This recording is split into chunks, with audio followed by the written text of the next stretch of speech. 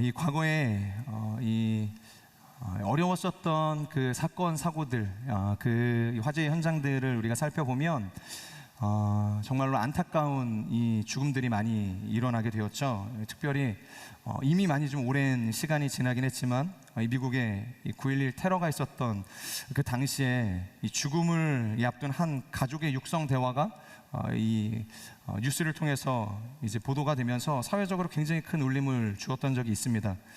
당시에 긴박했던 순간 이 딸이 이 마지막에 내가 이 생명이 꺼지기 전에 누구에게 통화를 해야 할까 뭐 고민하지 않았겠죠. 이 사랑하는 자신의 어머니에게 전화를 겁니다. 그리고 이제 이야기를 하는 거죠. 그때의 상황에 몰입을 하셔서 여러분들이 감안하시고 들으시면 좋을 것 같아요. 엄마, 지금 뭔가 엄청난 일이 벌어진 것 같아. 그런데 나는 아마 살아나갈 수 없을 것 같아. 엄마, 내가 없다고 너무 슬퍼하지 마. 엄마, 알겠지? 정말 사랑해 엄마. 그리고 안녕. 가슴 아픈 이야기입니다. 그런데 이 대화를 통해서 우리가 깨닫게 되어지는 한 가지가 있죠. 그것은 바로 인생의 마지막에 찾아왔을 때 우리에게 정말 중요한 것은 가족에 대한 서운함도 아니죠. 본인이 얻고자 했지만 얻지 못했던 어떤 세상적인 커리어도 아닙니다. 내일이면 드디어 받게 되어질 어떤 회사의 이 성과급, 그런 것도 아니라는 거예요. 그러니까 우리가 죽음이 임박해져 있을 때, 정말로 내 생명이 이제 꺼져가는 것을 직감했을 때, 이러한 모든 것들은 굉장히 무가치한 것들로 이제 떨어지게 된다는 것이죠. 결국 자신에게 주어진 그 짧은 이 몇 분의 시간, 때로는 몇 초의 시간일지도 모르는 그 소중한 시간은 아마 자신이 생각할 때 가장 중요한 것으로, 가장 의미 있는 것으로 채우기를 원할 것이라는 것입니다. 따라서 그의 인생의 마지막에 그의 입술에서 나오는 말들, 그리고 그가 어떠한 행동을 하는지를 통해서 그가 정말로 인생의 가장 중요한 가치를 무엇에 두고 있는지를 우리는 알 수 있게 되어진다는 것이죠. 오늘의 본문을 보면요, 우리가 함께 나누진 않았지만 이 7장 이 1절부터 시작해서 쭉 이 스데반의 이야기가 그의 죽음에 이르기까지 소개가 되어집니다. 이 성전과 이 율법을 더럽힌다는 이 죄명으로 이 스데반이 고발을 당하게 된 거예요. 그 율법을 더럽히고 그리고 성전을 부정하게 하는 어떤 언행들, 행동들을 이 스데반이 한다는 것이죠. 이것은 마치 예수님께서 억울하게 고발을 당해서 이제 죽었던 그 사건을 우리가 떠오르게 만드는 것입니다. 스데반 자신은 성경이 자세히 기록하고 있지는 않지만 내심 자신의 죽음을 직감하지 않았을까, 이제 그런 생각을 하는 거죠. 이 성난 이 민심의 분노를 스데반이 모르지 않았을 거라고 생각이 됩니다. 그리고 자신이 목숨을 걸고 따르고자 했었던 예수님께서 자신과 동일한 이 죄명으로 고발을 당해서 유대인으로부터 죽음당한 지 얼마 지나지 않은 시점이라는 것을 누구보다 잘 알고 있었던 사람이었기 때문이에요. 자, 그렇다면 오늘 그의 이 설교는 인생에 있어서 아마 마지막 설교가 되지 않았을까, 그것을 그는 충분히 알 수 있었을 거라는 것입니다. 따라서 오늘 그가 남긴 이 마지막 설교를 통해서 우리는 이 스데반이라는 한 사람이 가장 가치 있게 여기는 것, 그가 정말로 인생에서 가장 소중히 여기는 것이 무엇인지를 확인할 수 있게 되는 것이죠. 특별히 오늘의 본문을 보면요, 이 스데반 집사님은 구약과 이 신약을 관통하는 이 복음의 거대한 물줄기를 소개하고 있습니다. 평생을 우리가 들여도 이 복음을 설명하는 것이 사실상 쉽지가 않은데, 너무 명확하게 이 한 장이라는 이 성경의 이 말씀을 할애해서 스데반 집사님은 너무 컴팩트하게 설명을 하시는 것 같아요. 특별히 많은 사람들이 언급이 되어지고 있지만 구약을 대표하는 이 3명의 사람들을 소개하면서 이 복음이 무엇인지, 그리고 복음을 받은 사람이 어떠한 인생을 살아가야 할 것인지에 대해서 우리에게 도전하고 있다는 것입니다. 먼저는 아브라함이라는 사람을 소개하고 있어요. 우리 2절에서 3절의 말씀을 같이 읽도록 하겠습니다. 시작. 이 말에 대해 스데반이 대답했습니다. 들어보십시오. 우리 조상 아브라함이 하란에 살기 전 아직 메소포타미아에 있었을 때 영광의 하나님께서 그에게 나타나 내 고향과 친척을 떠나 내가 내게 보여줄 땅으로 가거라 하고 말씀하셨습니다. 자, 2절을 보면 아브라함이 지금 하나님의 부르심을 받기 이전에 거주했던 땅이 어디라고 소개를 하고 있죠? 메소포타미아.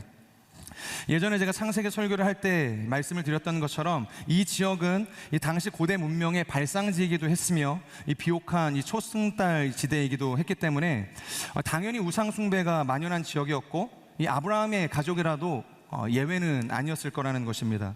그들은 죄의 한복판에 머물러서 자신들뿐만이 아니라 자신들만 죄를 지으면 뭐 그나마 괜찮을 수 있겠지만 자신뿐만이 아니라 타인에게도 죄를 짓도록 어떻게 보면 부추기는 일들을 하게 되었죠. 그러니까 우상의 조각을 만들어서 그것을 팔았다는 것입니다. 그것이 아브라함의 직업이었고 그 가족이 생계를 유지했었던 수단이었다는 것이죠. 그렇게 죄의 한복판에 머물러서 살아가고 있었던, 타인에게까지 죄를 짓게 만들었던 이 아브라함의 인생, 그리고 이 아브라함의 가족의 인생에 하나님께서 갑자기 느닷없이 찾아오셨다. 성경은 뭐 그 사전의 모든 과정들에 대해서 하나님이 어떠한 마음을 가지고 계셨는지에 대해서 언급하고 있지 않습니다. 그냥 이 아브라함의 가정을 소개하고 있고, 그들이 죄로 더럽혀진 이 우상이 발달한 그 지역에 살고 있었는데 찾아오셨다, 그들의 삶에 개입하셨다, 그렇게 이야기하는 것입니다. 하나님의 카이로스의 시간이 시작이 된 것이죠. 그날도 아마 이 아브라함의 가족들은 열심히 죄를 짓고 있었을 거예요. 그리고 누군가에게 그 죄를 짓게 만들고 있었을 것이라는 겁니다. 여기서 우리가 생각해 볼 것은 하나님께서 사람을 부르실 때, 하나님께서 구원받을 누군가를 부르실 때 과정이 이렇다는 거예요. 그러니까 내가 준비가 되어져 있기 때문에, 내가 하나님의 그 구원을 받을 만한 자격이 있기 때문에 하나님께서 준비된 사람에게 준비된 자리로 찾아오시는 것이 아니라, 그것이 죄인지도 모르고 내가 죄인인지도 모르고 그 죄의 한복판 가운데서 하나님을 모르고 살아가고 있을 때 그냥 느닷없이 찾아오신다는 거예요. 그냥 갑자기 찾아오셔서 죄인된 우리를 건져내시는 분, 그것이 하나님이시고 하나님께서 행하시는 구원의 사역의 시작이라는 것입니다. 그러니까 모든 사람들이 다 그래요. 한 사람도 예외는 없습니다. 우리 모두가 그 죄의 한복판에서 죄인으로 살아가고 있을 당시에 그 은혜의 하나님께서 찾아오셨다는 것이죠. 그런데 여기서부터가 중요합니다. 그렇게 하나님의 은혜로 이 죄에서 건짐을 받았다면 어떻게 해야 되죠? 메소포타미아를 떠나야겠죠. 왜냐하면 하나님께서 그에게 보여주실 땅이 있었기 때문입니다. 이제는 새로운 삶의 방식을 가지고 살아가야 하는 것이죠. 오늘 3절 우리가 읽었던 말씀처럼 하나님께서 그들에게 보여주실 땅으로 가는 것, 그것이 하나님의 은혜로 건짐을 받은 사람들의 다음 스텝이라는 것이죠. 자, 그런데 4절을 우리 같이 한번 읽어볼까요? 4절입니다. 시작. 그래서 아브라함은 갈대아 땅을 떠나 하란에 가서 살았습니다. 거기서 그의 아버지가 죽은 후 하나님께서는 여러분이 지금 살고 있는 이 땅으로 아브라함을 보내셨습니다. 4절을 보면 그들이 믿음으로 어느 지역을 떠났습니까? 그들이 살던 이 메소포타미아, 자신들의 그 안주하고 있었던 안락했던 그 고향 땅을 버리고 하나님께서 원하시는 땅, 그곳으로 발걸음을 돌리게 되었죠. 그런데 4절 본문을 읽어보면은 끝까지 가지 못하고 가나안에 도달하기 전에 그들이 어디에 정착했다 이야기를 하냐면, 가나안이 아니라 하란 땅에 머물게 되었다는 거예요. 왜 하란인가에 대해서는 제가 예전에 창세기를 이야기하면서 설교를 했었던 것 같아요. 그래서 더 길게 이야기하지는 않겠지만 그게 궁금하시면 유튜브를 찾아보시면 그 내용이 나와 있습니다. 어쨌든 중요한 것은 그들이 가나안에 가는 걸음을 멈추고 하란에 머물게 되었다는 거예요. 그런데 그 이유가 무엇일까? 이유가 뭘까요? 여러 가지 이유가 있겠지만 오늘 본문을 통해서 우리가 유추해 볼 수 있는 것은 바로 아버지 데라 때문이라는 거예요. 아버지 데라. 그것을 우리가 어디에서 알 수 있는가? 4절 하반절을 보면 이렇게 쓰여져 있습니다. 아버지 데라가 죽고 난 다음 그들이 다시 가나안을 향해서 이동하기 시작했다. 그러니까 아버지 데라가 죽고 난 다음에 멈추었던 그들의 발걸음이 다시 가나안을 향해서 움직이기 시작했다, 성경이 이야기한다는 것입니다. 즉 아버지 데라 때문에, 그것이 어떠한 이유인지 우리가 정확하게는 알 수 없지만 하나님의 부르심을 향한 걸음이 지연되었다는 것을 알 수 있어요. 그것이 데라의 입김 때문인지 아니면 지병을 앓고 있었던 데라의 연약함 때문이었는지 우리는 알 수 없지만, 어쨌든 이 아버지 때문에 멈춰져 있었던 이 하나님의 부르심의 여정이었었다는 것입니다. 자, 그런데 우리가 여기서 생각해 볼 것은 이 데라라는 인물이 비단 이 아브라함의 개인 사만을 이야기하기 위해서 성경이 쓰고 있는 인물은 아니었다는 것이에요. 이것은 우리의 신앙의 여정에 있어서 끊어내지 못하고 그리고 끌려가게 만드는, 종노릇하게 만드는 어떠한 무언가를 상징한 것과도 같다는 것이죠. 내가 가치 있게 여기는 것들, 결코 끊어내지 못하게 하는 것들, 집착하게 만드는 것들, 하나님의 부르심을 향해서 나아가는 그 발걸음을 돌려 세우게 만드는 것들, 이 모든 것들이 이 데라라는 이름으로 요약이 되어진다는 것입니다. 결국 이러한 것들이 우리에게 거머리처럼 둘러붙어서 우리를 향한 하나님의 그 구원을 지연시키고 방해한다는 것입니다. 여러분, 복음서를 보면 변화산에 올라갔던 이 제자들이 고백하는 한마디가 있죠. 그것이 뭔가요? 이곳이 좋사오니.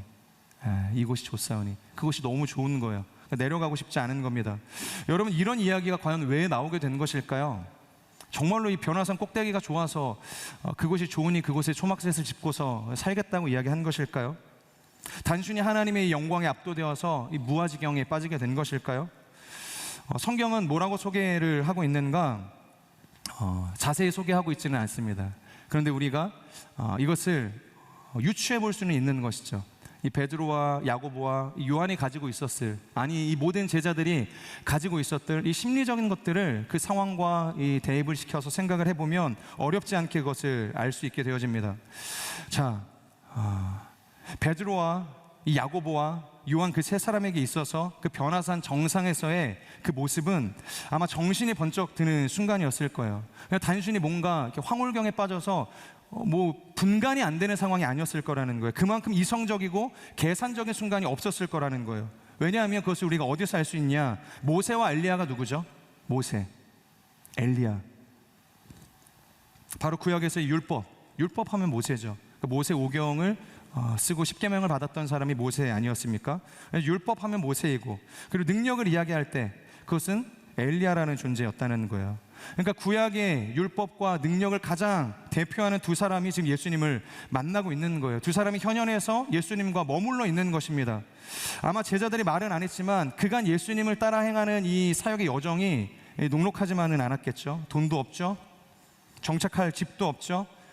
멈춰서지 않고 계속 떠돌아다니는, 이방 땅마저 예수님께서 품으시고 돌아다니시는 이 예수님을 따라다니는 것이 결코 쉽지 않았을 거라는 거예요. 온갖 예수님의 이 수발들은 다 들고 있는데 이 안정적인 조직이 만들어지기는커녕 오히려 이 기득권층은 자신들을 끊임없이 견제하고 어떻게 이들을 고발할까, 감옥에 넣을까, 그런 것들만 이제 생각을 하고 있는 것이죠. 심지어 오늘 감동을 받았던 무리들이 있습니다. 와, 예수님을 향해서 환호했던 사람들이 있어요. 하지만 오늘 예수님과 헤어지며 이 무리들은 언제 자신들에게 비수를 꽂을지 알 수 없는 사람들이 될 수도 있다는 것이에요. 얼마든지 적으로 돌아설 수 있는 가능성을 지닌 사람들이 오늘 예수님을 향해서 박수치고 있었던 무리들이었다는 것이죠.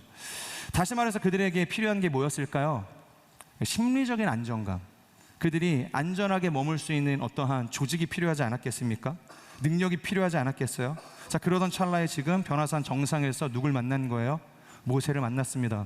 더 이상 율법을 너희들이 부정한다고 외쳤던 그 사람들로 인해서 당했던 그 어려움들, 그것을 일시에 해소해 줄 수 있는 이 모세를 그들이 만나게 된 것이죠. 그리고 엘리야를 만나게 된 것입니다. 그러니까 든든한 우군이 생긴 거예요. 그러니까 내려가기가 싫은 겁니다. 단순히 모세와 엘리야를 만나고 예수님께서 변하셨기 때문에 그곳에 머물기를 원했던 게 아니에요. 그들의 마음이 지치고 어려운 상황 속에서 안정감이 필요할 때, 쉼이 필요할 때, 뭔가 다른 것을 의지할 이 여건들이 요구되었을 때 지금 모세와 이 엘리야를 만나게 된 것이죠. 그러니까 산 아래 두고 온 이 제자들은 지금 이 귀신 들린 이 아들 때문에 이 병치료를 위해서 예수님을 찾아온 그 아버지와 실갱이 하느라 지금 정신이 없어요. 예수님처럼 기도를 하고 뭐를 하고 아무리 노력을 해봐도 이 귀신이 떠나가진 않는 겁니다. 그래서 심하게 꾸지람을 당하고 있는 그런 어려운 순간이었다는 거예요. 그런데 그게 눈에 하나도 들어오지 않는 것이죠. 내려가고 싶지 않은 거예요. 현실 속으로 들어가고 싶지 않은 것입니다. 이것을 전체적인 그림으로 보면 십자가를 향한 예수님의 그 구원의 여정에 지연을 시키는 사람들, 그리고 그 지연을 시키는 것들이 자신들이 얻고자 했었던 안정감 때문이었다라는 것을 지금 성경은 이야기하고 있다는 거예요.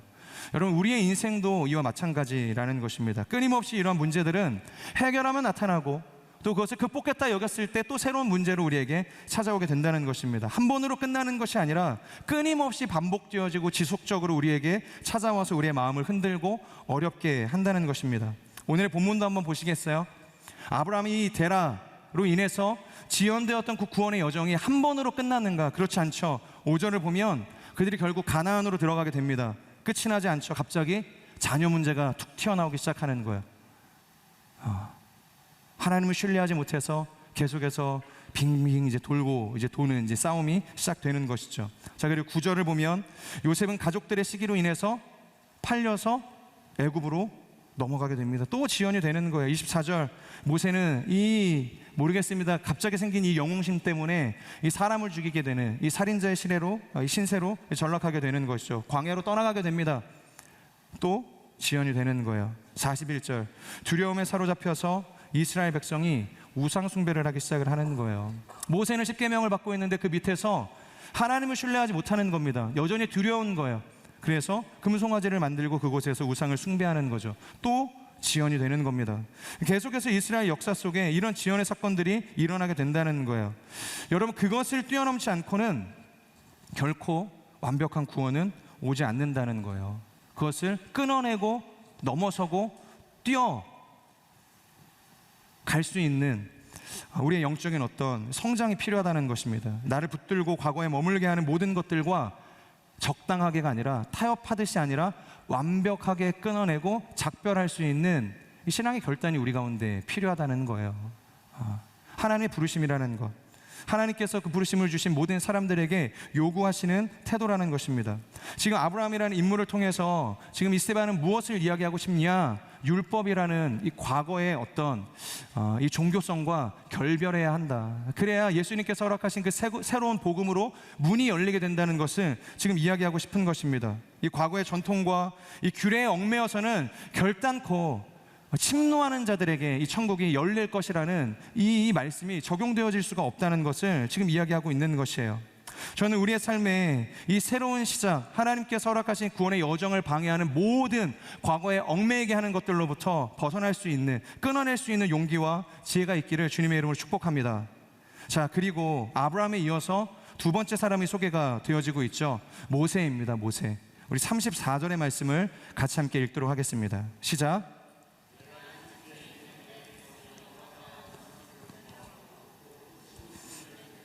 그들을 구원하기 위해 내려왔다. 자, 이제 내가 너를 이집트로 보낼 것이다. 복음의 두 번째 포인트는 명확합니다. 내가 건짐을 받았다면 그 다음은 나도 누군가를 건져내는 인생으로 파송받게 될 것이라는 거예요. 하나님께서 나를 보내신다는 겁니다. 그리스도의 담대한 증인으로 하나님께서 우리를 부르셨다는 거예요. 여러분, 이것이 영적인 원리이고 복음이 세상 가운데로 전파되어지는 하나님의 방식이라는 것입니다. 제자들을 먼저 건져내시죠. 제자들을 먼저 사람을 낚는 어부로 건져내세요. 그들을 만나주세요. 그들과 인격적인 교제를 하세요. 그리고 그들을 파송하시는 것입니다. 우리를 건져내시는 것에는 하나님의 분명한 목적과 이 계획이, 이 섭리가 있다는 것을 우리는 반드시 기억할 수 있어야 됩니다. 그렇기 때문에 하나님께서 나를 통해서 이루고자 하시는 것이 무엇인지, 나를 보내시는 지점은 어디신지, 내가 무엇을 해야 할지, 나의 사명과 나의 은사와 나의 부르심을 끊임없이 우리가 하나님 안에서 기억할 수 있어야 된다는 거예요. 그것을 망각하지 않고 그 망각을 깨뜨림으로 하나님의 말씀을 붙들고 살아낼 수 있어야 하는 것이죠.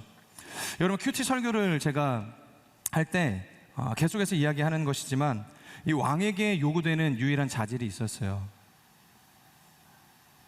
자질이 뭘까요?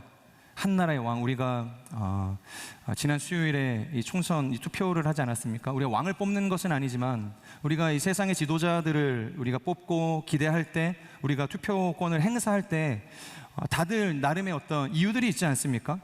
세상을 요구하는 수많은 자질들이 있다는 거예요. 그 정도는 돼야지 우리가 당신을 뽑아주지, 이 표심이 발동을 하지. 저마다 아마 이 가지고 있는 기준들이 다 다를 거라고 생각이 됩니다. 그런데 성경에서 하나님께서 이 왕으로 세우시는 왕에게는 딱 한 가지 자질만을 하나님께서 요구하셨다는 거예요. 뭘까요? 탁월한 리더십일까요? 아니면 전쟁을 잘 수행할 수 있는 어떤 능력일까요? 아니면 외교적으로 그것을 잘 협상해 낼 수 있는 이 외교 능력이었을까요? 왕은요, 그저 이 율법의 등사본, 그러니까 율법을 잘 필사해서 자기의 가장 가까운 곳, 그 침대 머리맡에 두고서 그것을 잊지 않고 기억하고 실천해서 살아내는 것. 그래서 하나님께서 맡기신 백성들을 그 율법의 가르침에 따라서 순종하며 살아낼 수 있게 하는 것, 그것이 하나님이 세우신 유일한 왕의 자질이었다는 거예요. 우리는 왕 같은 제사장이죠. 하나님께서 그러한 사람으로 우리를 부르셨다는 거죠.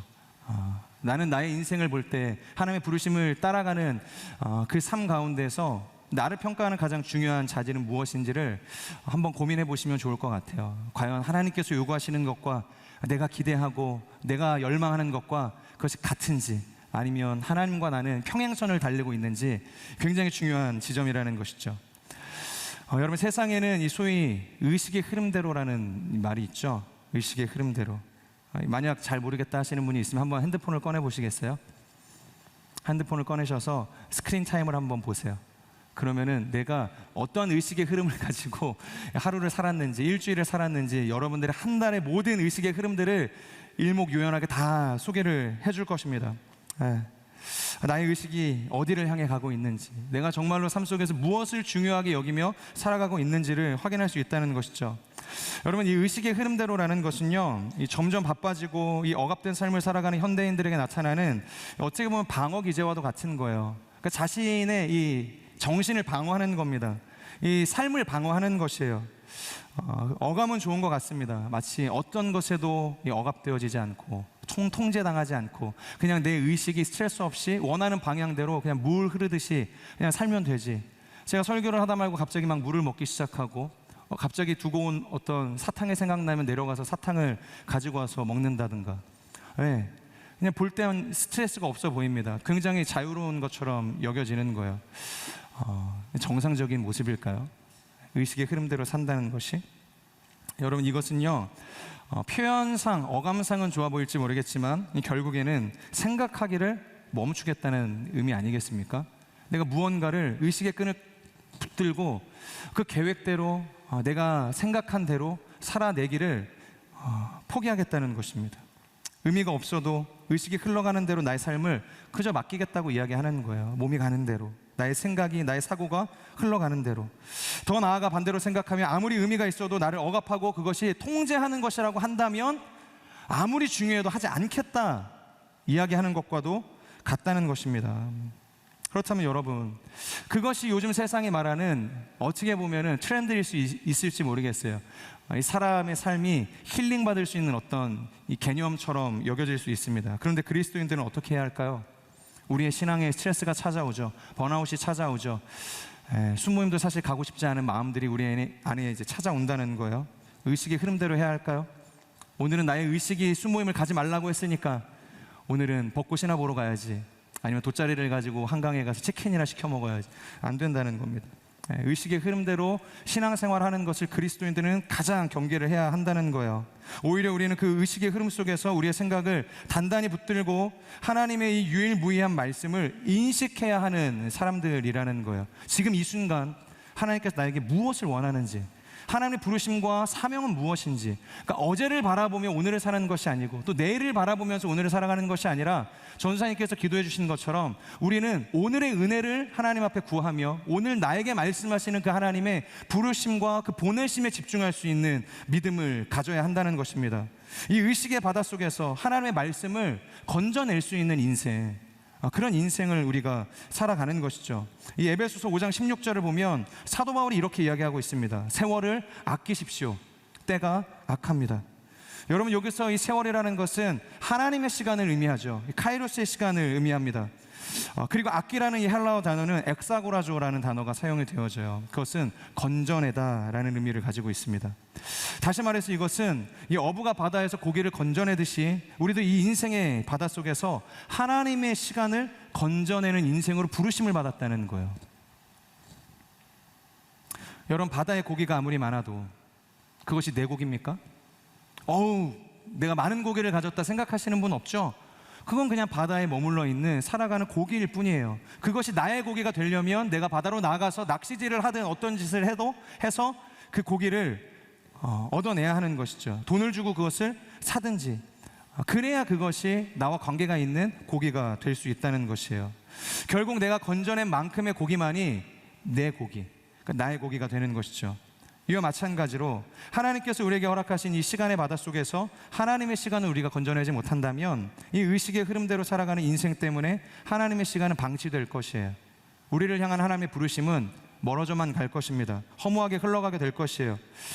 여러분, 우리에게 아무리 많은 시간이 주어진다 한들, 내가 정말로 장수해서 100세를 산들 200세를 산들 하나님과 아무런 관계없는 인생을 살다가 죽게 될지도 모르겠다는 거예요. 그 많은 시간 속에서 하나님께서 우리에게 기대하시는 것이 무엇인가?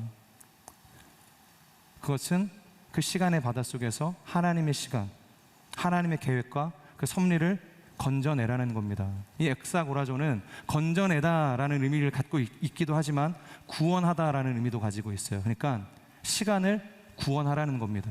그러니까 하나님의 시간이 우리에게 열려 있습니다. 선포되어져 있습니다. 하나님의 부르심이 오늘 명확하게 우리에게 들려지고 있어요. 그런데 내가 그것을 엑사고라조, 건져내지 못한다면 그 시간은 죽어버릴 것입니다. 하나님은 우리를 그 방치되어지고 널브러져 있는 시간을 구원하는 자로 세상 가운데 보내셨다는 것을 믿으시는 여러분들이 되기를 주님의 이름으로 축복합니다. 그 시간만을 건져내는 것이 아니라 그렇게 그 시간이 중요한지 모르고 살아가고 있는 영혼들을 향해서도 하나님께서 건져내라고 하시는 겁니다.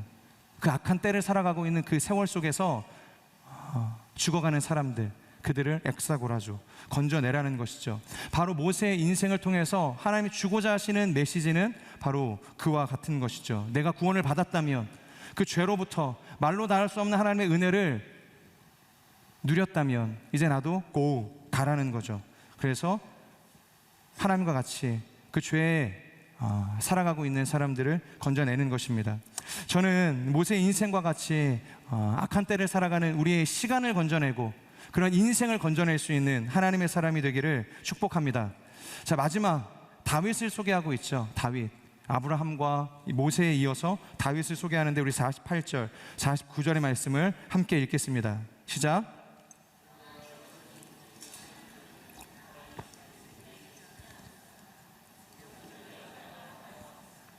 주께서 말씀하시기를 하늘이 내 보좌이고 땅이 내 발판이다. 그런데 너희가 나를 위해 무슨 집을 짓겠느냐? 또 내가 쉴 만한 곳이 어디 있겠느냐? 이 다윗을 통해서 언급되어지는 이 복음의 이 마지막 퍼즐, 그것은 무엇이냐? 하나님께서는 성전에 갇혀 계시는 분이 아니다. 지금 이 이야기를 하고 있는 것입니다. 여러분, 유대인들에게 율법만큼이나 중요하게 여겨졌던 것이 무엇일까요? 예수님께서 죽으셨던 이유가 뭐예요? 그것은 율법을 역행하는 인생을 당신이 살고 있지 않냐, 그렇게 가르치고 있지 않냐, 그리고 또 한 가지는 이 성전을 더럽힌다는 이유였다라는 거예요. 그들에게 이 성전은 굉장히 중요한 의미가 있었습니다. 이 그리스어로 이 배꼽이라는 것, 우리의 이 배에 있는 이 배꼽은 이 온팔로스라는 단어가 사용되거든요. 근데 이 온팔로스는 이 헬라 철학에서 중심이라는 의미를 가지고 있기도 합니다. 배꼽이기도 하지만 헬라 철학에서는 굉장히 중요한 의미인 이 중심이라는 의미인 것이죠. 그래서 유대인들은 그들의 성전이 있는 이 예루살렘을 뭐라고 생각했냐면 우주의 온팔로스라고 생각을 했습니다. 그러니까 우주의 배꼽, 그러니까 우주의 중심이라고 생각을 했어요. 굉장히 광호한 말 아닙니까? 이 성전 하나를 가지고 이 성전 때문에 우리가 우주의 중심을 살아가고 있다. 그들의 이런 병적인 자부심을 갖게 하는 이 촉매제이기도 했다는 거예요. 그래서 열왕기상 이 3장을 보면 이 솔로몬이 성전을 짓기 위해서 무슨 짓까지 하죠? 지혜의 왕이었고, 이전에도 이와 같은 왕이 없고 이후에도 이와 같은 왕이 없을 것이다. 하나님께서 높여주시고 축복해 주었던 왕이 솔로몬 아닙니까? 그런데 그가 그 성전을 짓기 위해서 무엇을 하냐면 바로 애굽의 왕, 이 바로의 딸을 자신의 아내로 드리게 돼요. 그리고 그를 자신의 궁정으로 데리고 와서 지극히 보필을 합니다. 이 성전을 짓기까지 최선을 다했다는 거예요. 어떻게 보면 볼모로 사로잡은 거죠. 강력한 동맹을 이 여인을 통해서 얻어낸 것입니다. 그래서 이 블레셋으로부터 이 주변에 있는 이 강대국들로부터 이 이집트의 이 비호를 받아서 견제를 하게 된 것이죠. 이유는 한 가지예요. 이유는 동맹이 맺고 싶어서도 아니고 이 여인을 사랑해서도 아니고 성전을 짓기까지 더 이상 아무런 그 데미지를 얻고 싶지 않은 거예요. 딱 그 한 가지 이유 때문에 솔로몬이 이 이집트와 동맹을 맺고 그 여인을 아내로 맡게 되었다는 것이에요. 여러분, 오늘의 본문을 한번 보시겠어요? 그런 유대인들의 신앙적 이중성에 대해서 일침을 놓는 것입니다. 정말로 성전이 중요한 것이 아닌 거죠. 정말로 하나님을 위한 집을 짓고 싶기 때문에 솔로몬이 그와 같은 행동을 한 것처럼 보여지지만 사실은 이 자신의 어떤 이 기득권을 만들기 위해서, 자신을 증명하기 위한 수단으로 이 성전을 만들려고 했었던 이 솔로몬의 이 이중성, 그와 마찬가지로 이 유대인들을 지금 고발하고 있는 것입니다.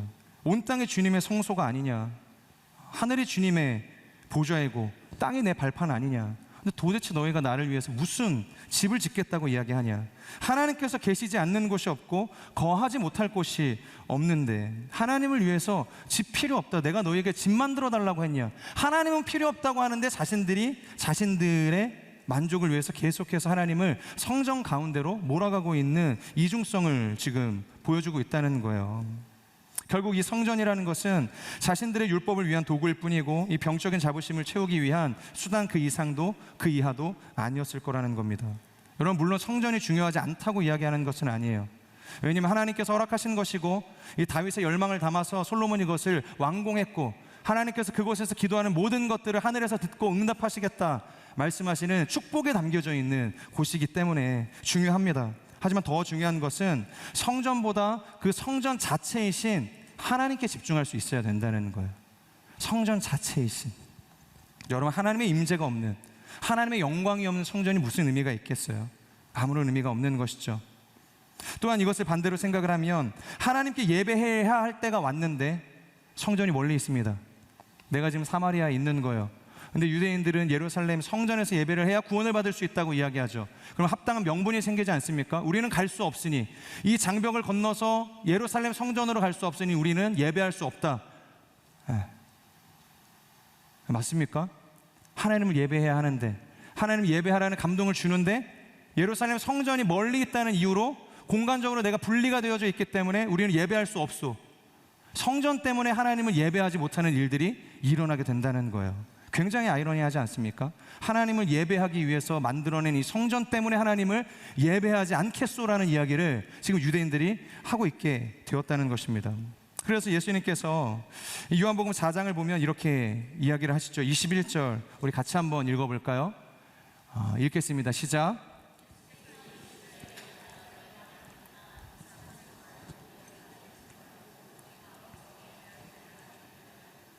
아멘. 여인이 예수께 어디서 예배하는 것이 맞냐고 질문을 던집니다. 그런데 예수님께서 장소에 대한 질문을 받으셨으면 장소로 이야기하면 좋잖아요. 예루살렘이든 사마리아든 아니면 베델이든 단이든 어디든 우리가 알 수 있을 만한 지역에서 예배를 하면 하나님께서 받으시겠다, 그곳에서 구원이 온다, 이러면 좋으신데 갑자기 장소에 대한 질문에 생뚱맞게 때라는 이 시간에 대한 답변을 주신다는 거예요. 시간이라는 관점으로 그들의 눈을 돌리게 만들었다는 거예요. 아버지께 예배할 때가 이르리라. 여러분, 우리가 잘 아는 것처럼 이 고대 세계의 신들의 세계관을 보면 항상 신들이 머무는 지역이 있었어요. 아시죠?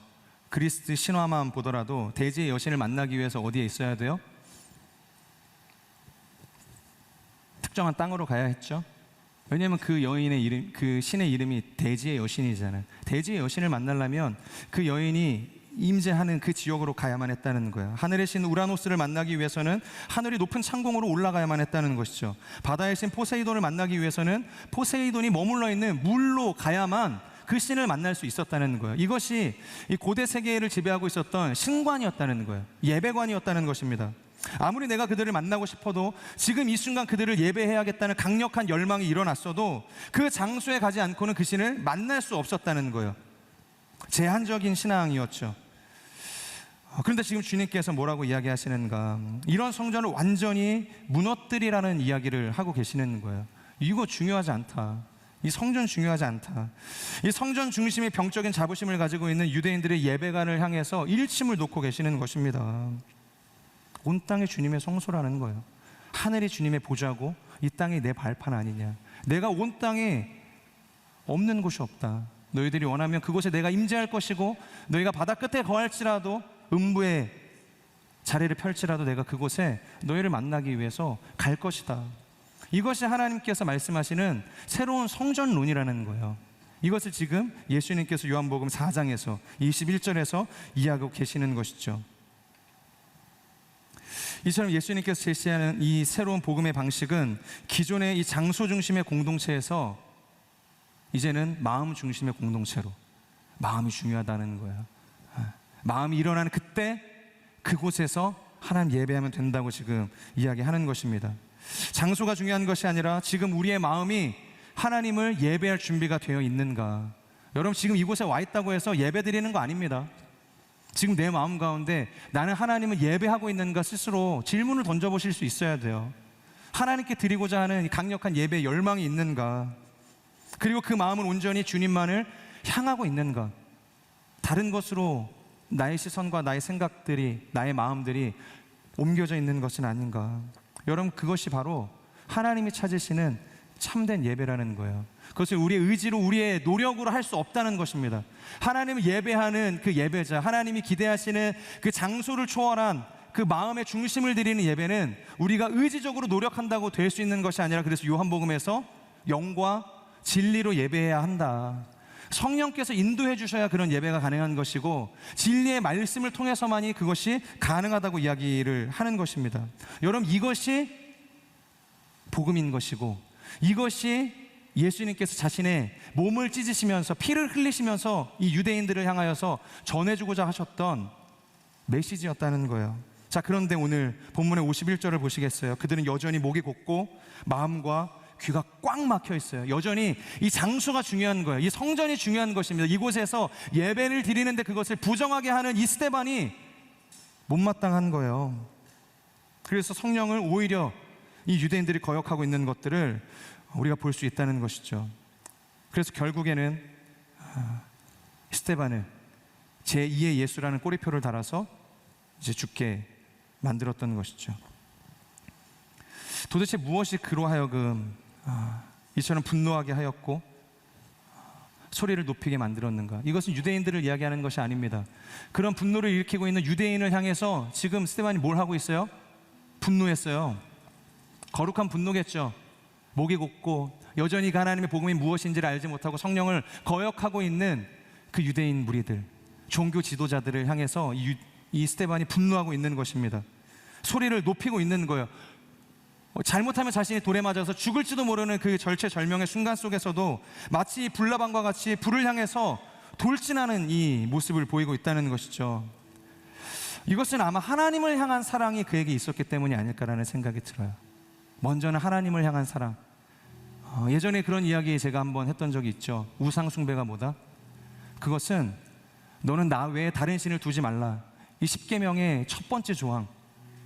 그러니까 하나님께만 올려드려야 할 우리의 이 마음, 이 전심을 다른 신에게 하나님의 허락도 없이 나눠준 것, 여러분 이것이 우상 숭배거든요. 단순히 불상 세워놓고 그것에 절을 하는 것이 우상 숭배가 아니라 우리의 온 마음과 이 전심은 하나님을 향해서만 드려질 수 있어야 돼요. 근데 그것을 하나님의 컨펌 없이 우리가 다른 신을 향해서 흘려보낸 것, 나눠준 것, 그것이 우상 숭배라고 말씀을 드렸습니다. 지금 이 유대인들은 우상 숭배하고 있는 거예요. 하나님의 전혀 컨펌 없이 자신들의 마음을 마음대로 다른 신들을 향해서 나눠주고 있는 것입니다. 율법이라는 신을 향해서, 이 성전이라는 신을 향해서 전혀 하나님 중요하지 않다고 이야기하시는데 계속해서 그 마음을 나눠주고 있는 거예요. 지금 스데반은 이것에 분노한 것입니다. 그 분노는 하나님을 향한 사랑이 원인인 것이죠. 그리고 두 번째는 무엇인가? 그것을 여전히 깨닫지 못하고 어둠 가운데 있는 이 유대인들을 향한 사랑 때문이기도 하다는 것이죠. 자신들의 동족, 자신과 함께 피를 나누고 신앙의 바운더리를 같이 살아내고 있었던 그들이 이 복음을 모르는 것에 대한 그 안타까움이 이 스데반 가운데 있었다는 거예요. 유진 피터슨 목사님께서 한 책에서 이 사랑을 이렇게 정의하시거든요. 사랑은 모든 인간 행동 중에서 가장 상황에 매인 행동이다. 그러니까 상황에 매인 행동이다. 그 어떤 인간 행위도 사랑만큼 직접적으로 상황에 의지하고 거기에 매몰되어 있는 게 없다. 사랑은 상황에 매몰되고 그 상황 때문에 움직이게 된다는 이야기인 것이죠. 그래서 사랑을 이해하고 우리가 그것을 실천하는데 학습된 어떤 이 인포메이션은 의미가 없다는 거예요. 내가 그렇게 배웠고 이렇게 하는 것이 사랑이라고 내가 알고 있어요. 그런데 지금의 이 상황이 그것을 사랑이 아니라고 이야기한다면 그것은 사랑이 아닌 거예요. 아무리 내가 배운 지식을 가지고서 그것을 대입을 해봐도 이 상황에서는 그것이 사랑이라는 열매로 드러나지가 않는다는 것입니다.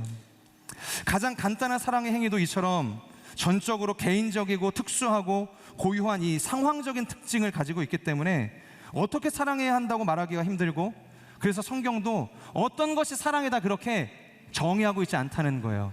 그냥 어떤 상황 속에서 하나님의 마음을 가지고 우리가 움직이면 그것이 사랑이라고 지금 이야기한다는 것이죠. 여러분, 이 말이 무슨 말이냐면 사랑에는 정답이 없다는 것입니다. 근데 방향성은 있는 거예요. 좀 전에 이야기했던 것처럼 사랑의 마음을 품는 것입니다. 주님의 마음을 품고 행하는 모든 것이 결국에는 사랑이라는 것이에요. 지금 스데반이 어떤 사랑의 매뉴얼을 학습해서 그것을 지금 적용하고 있는 것이 아니죠. 죽음의 순간 속에서 내가 이렇게 행동하면 이것이 주님이 말하신 사랑이구나, 그것을 학습했기 때문에 지금 목소리를 높이고 있는 것이 아니라는 것입니다. 투박하고 효율적이지도 않죠. 성나 있는 군중들을 향해서 목소리를 높이는 게 복음이 들어가겠습니까? 오히려 그들의 마음을 더 분노하게 만들 뿐인 것이죠. 게다가 지금 자신의 목숨을 담보할 수밖에 없는 위기의 순간이라는 거예요. 말 한 번 잘못했다가 말을 끝내지도 못하고 돌에 쳐 죽일 수 있는, 쳐죽임을 당할 수 있는 그런 상황이라는 거예요. 그런데 그럼에도 불구하고 지금의 이 상황이 그것을 이야기하게끔 만들었다는 거예요. 왜? 그것이 사랑이라고 스데반은 믿었기 때문이 아닐까라는 생각을 합니다. 그것이 예수님께서 하셨던 사랑이었다는 거예요.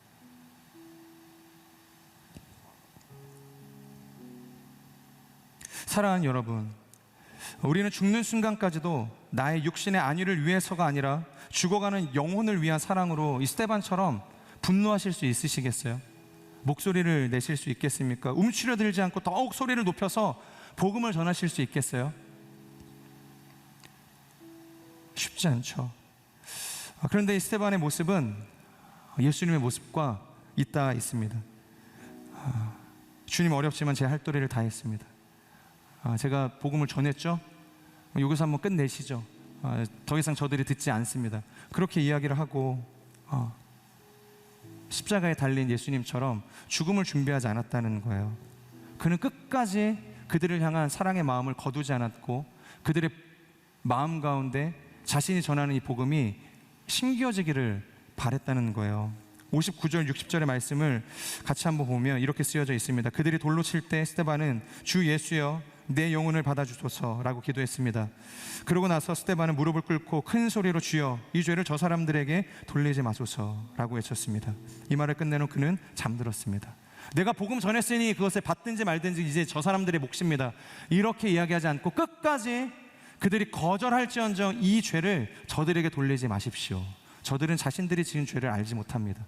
끝까지 자신이 행한 이 사랑에 책임을 갖고 오히려 그들을 축복하며 하나님 앞에 기도했었던, 순교했던 스데반의 모습을 우리가 보게 됩니다. 저는 우리의 삶이, 우리의 사랑이, 그리고 복음의 부르심이 이와 같은 단계로까지 나아갈 수 있기를 주님의 이름으로 축복합니다. 복음의 거절과 외면 속에서도 나의 자존심과 안위를 위해서가 아니라 복음을 외면하는 이들을 향한 안타까운 마음을 가지고, 그리고 끝까지 제자들을 사랑하시고 민족을 사랑하셨던 주님의 마음을 가지고 우리가 그 마음 품고 오늘도 더 거침없이 담대하게 그리스도의 증인이 되기를 주님의 이름으로 축복합니다. 우리 이 말씀을 기억하면서 그리고 아까 우리 같이 불렀던 찬양 있죠? 첫 번째 찬양인데 주 사랑합니다, 밤이나 낮이나 이 찬양 같이 불렀는데 우리가 상황에 의존하지 않고 어떠한 순간 속에서든 하나님께서 나를 이 자리에 부르셨다면 광야이든 그것이 거리이든 내가 높임을 받을 수 있는 자리이든 아니면 내가 낮아질 수밖에 없는 자리이든 기쁠 때든 슬플 때든 하나님을 찬양하겠습니다. 하나님이 원하시는 인생의 삶을 살아가겠습니다. 이것을 고백하길 원합니다.